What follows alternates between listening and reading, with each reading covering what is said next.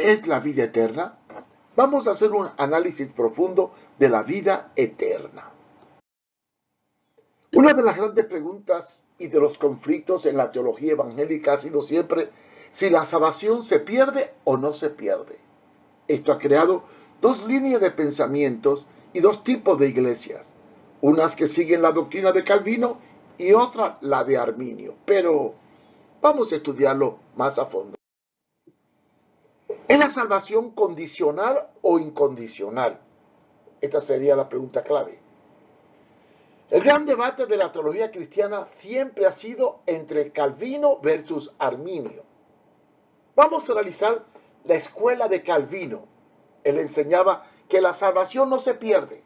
Él dice que los creyentes nacidos de nuevo tienen la salvación asegurada y esto depende exclusivamente de la protección divina por medio del Espíritu Santo. Por su parte, afirma Calvino que los creyentes deben perseverar, permanecer hasta el final, y si fueron llamados, no se van a perder. Pero, ¿quién era Juan Calvino? Juan Calvino hablaba de la seguridad de la salvación, salvo, siempre salvo. Juan Calvino nació en Noyon, Francia, el 10 de julio del 509. Murió en Ginebra, Suiza, el 27 de mayo del 1564. Fue un eminente teólogo francés considerado como uno de los padres de la Reforma Protestante.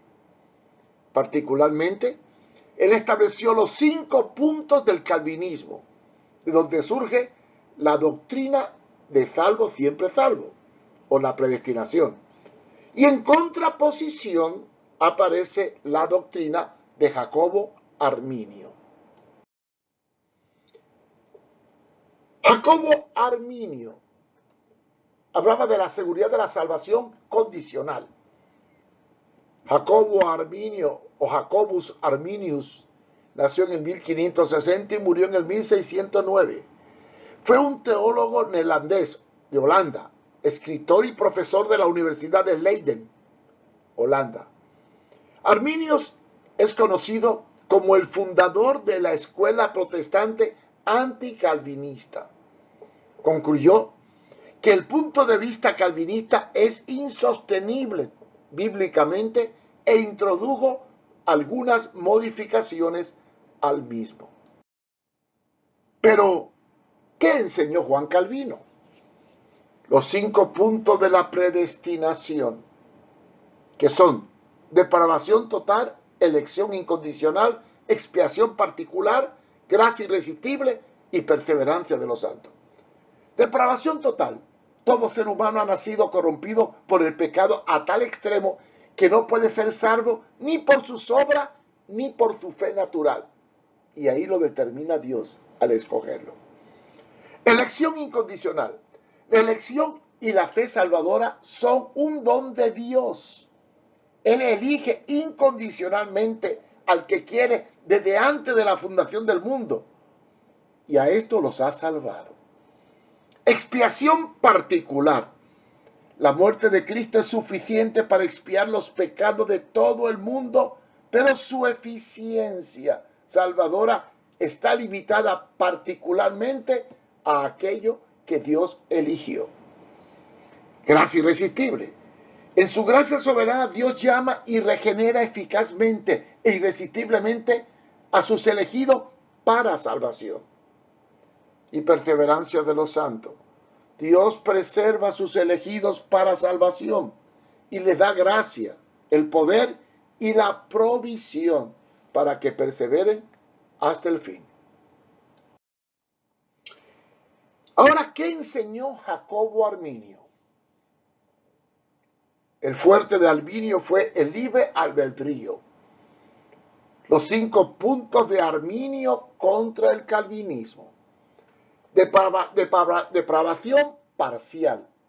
Todo ser humano ha sido corrompido por el pecado, pero puede ser salvo por sus obras y por la fe natural.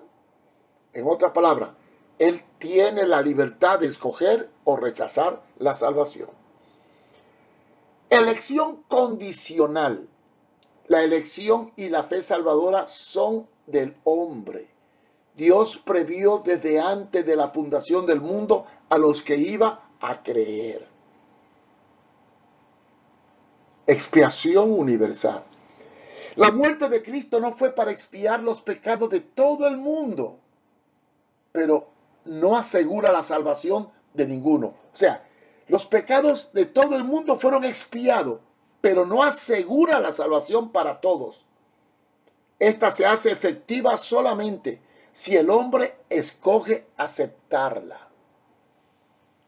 Gracia resistible.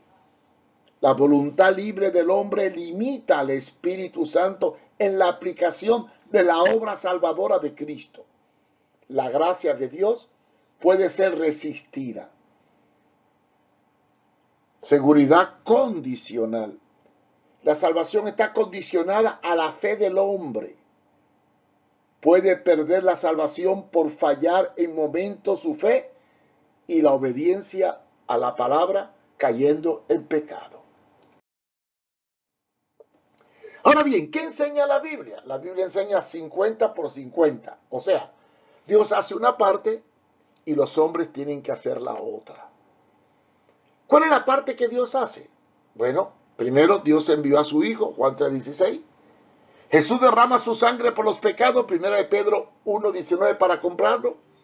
El Espíritu Santo revela la palabra, Juan 16:13.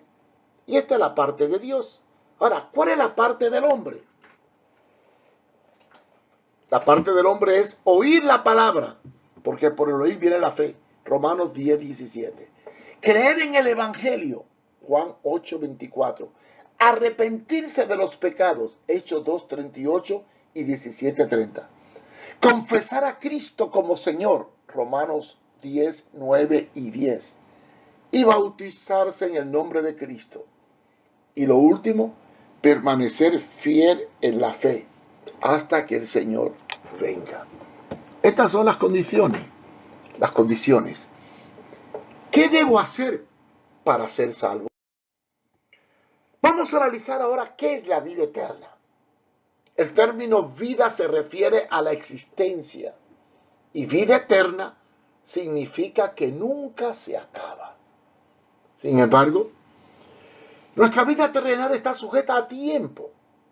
La Biblia establece que el periodo de vida normal de un ser humano es 70 años y los más robustos hasta los 80. Después de ahí, cuando pasemos los 80, vivimos de prestado, pero no exento de dolores y dificultades. Ahí tenemos el Salmo 90:10 que respalda este pensamiento. Estamos sujetos a un cuerpo físico que vive dependiendo del tiempo y del espacio. Pero, como el cuerpo es mortal, siempre tendrá que morir.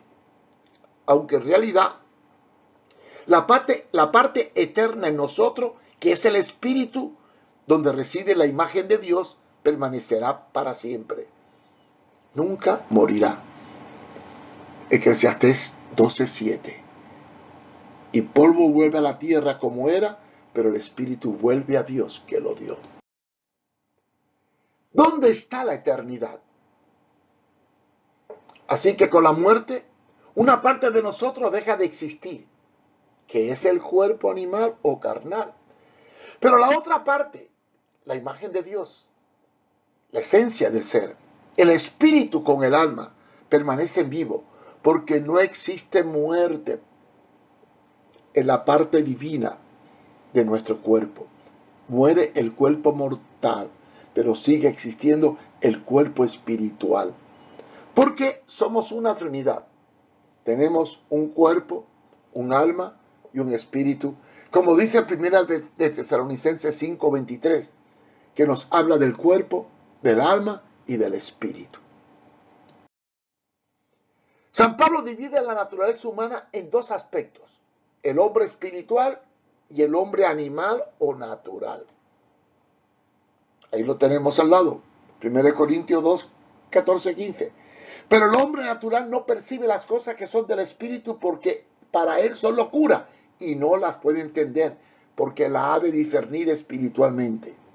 En cambio, el espiritual juzga todas las cosas, pero Él no es juzgado por nadie.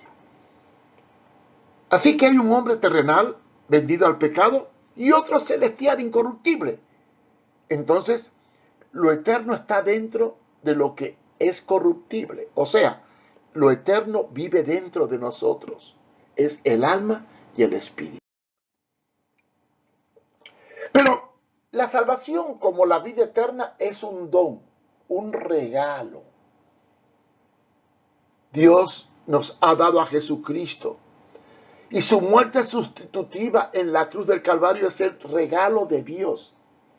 Un don es un beneficio, algo que te dan a cambio de nada. Es por ello que se define la vida eterna como por gracia sois salvos, que equivale a regalo incondicional que se le da a los que reciben al Señor, como dice Efesios 2:5. Pero para ser salvo no tienes que hacer ningún sacrificio tú, ni pagar ningún precio, ni ninguna ofrenda, ni hacer ninguna obra, excepto venir a los pies de Jesús. Dice la palabra que ya hemos sido comprados, y el precio no fue oro y plata, sino la vida de un cordero sin mancha, Juan 1:29.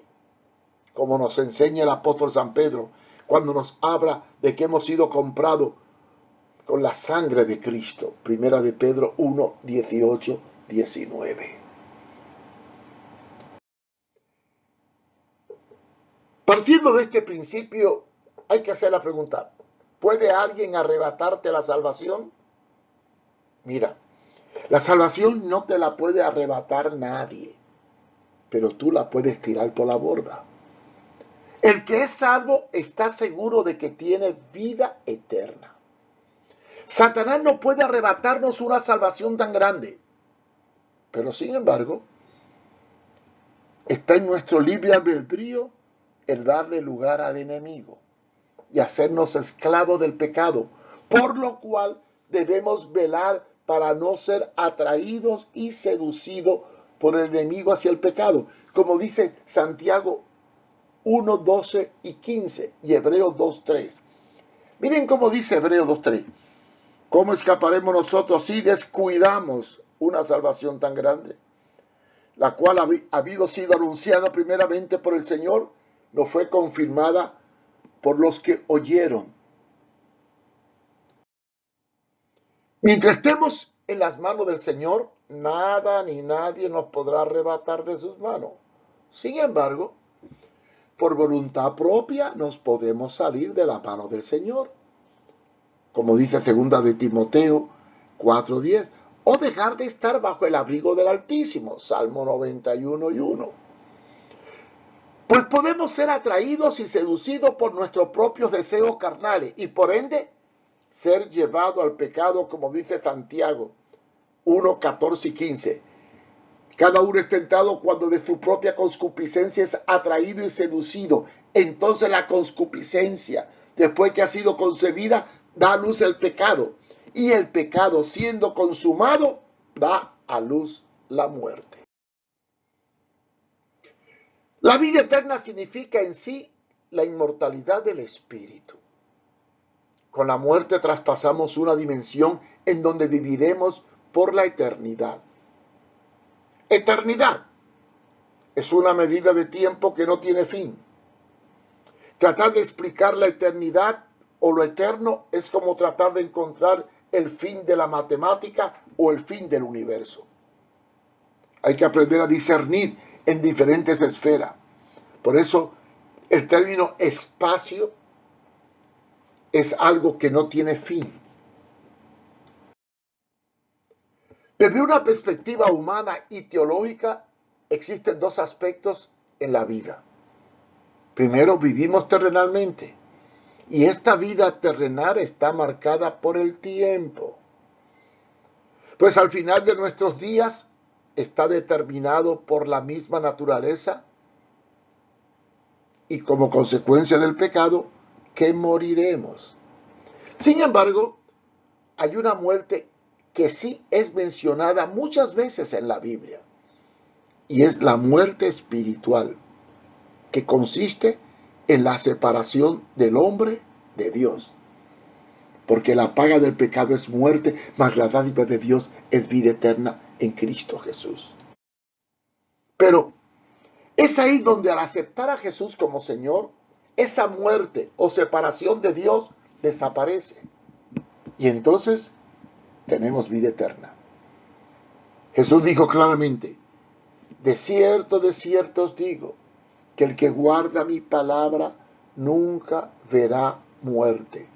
Juan 8:52.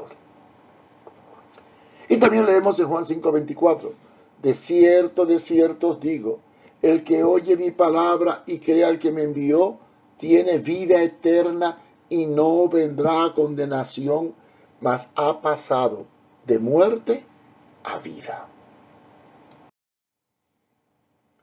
La muerte física pone fin a la vida terrenal, pero después comienza otra vida en otra dimensión, porque aparece el hombre espiritual, el cual es eterno. Primera de Corintios 15, 45 al 49. Y somos semejantes al Creador, el cual previó al juicio ante el trono de Cristo a todos los cristianos para recibir recompensa. Y según determina las Escrituras, cada uno recibirá en la eternidad la recompensa según sus obras, como está escrito en el libro de la vida. Sin embargo, los que no tienen a Cristo serán separados eternamente para ser juzgados en el trono blanco y ser lanzados al lago de fuego. Apocalipsis 20, del 12 al 15. ¿Cómo obtener la vida eterna? ¿Qué es exactamente lo requerido como persona para obtener la vida eterna? Dios define claramente en su palabra lo que una persona debe escuchar para obtener la vida eterna. Esta se encuentra en las verdades del Evangelio de Jesucristo. Y los requisitos de preparación para la eternidad lo encontramos en Romanos 10, 14 al 17. ¿Y qué dice? Pero, ¿cómo invocarán sin creer en Él? ¿Y cómo creer sin haber oído hablar de Él? ¿Y cómo irán a hablar de Él si nadie les predica? ¿Y quiénes predicarán si no los envía? Como dice la Escritura, qué hermosos son los pies de los que anuncian la buena noticia. Pero no todos aceptan la buena noticia. Así lo dice Isaías. Señor, ¿quién creyó en nuestra predicación? La fe, por lo tanto, nace de la predicación y la predicación se realiza en virtud de la palabra de Dios. Este requerimiento claramente muestra que nuestra preparación incluye la adquisición del conocimiento del Hijo de Dios y el sometimiento a su señorío. Entonces, debemos estar activamente aprendiendo de este conocimiento.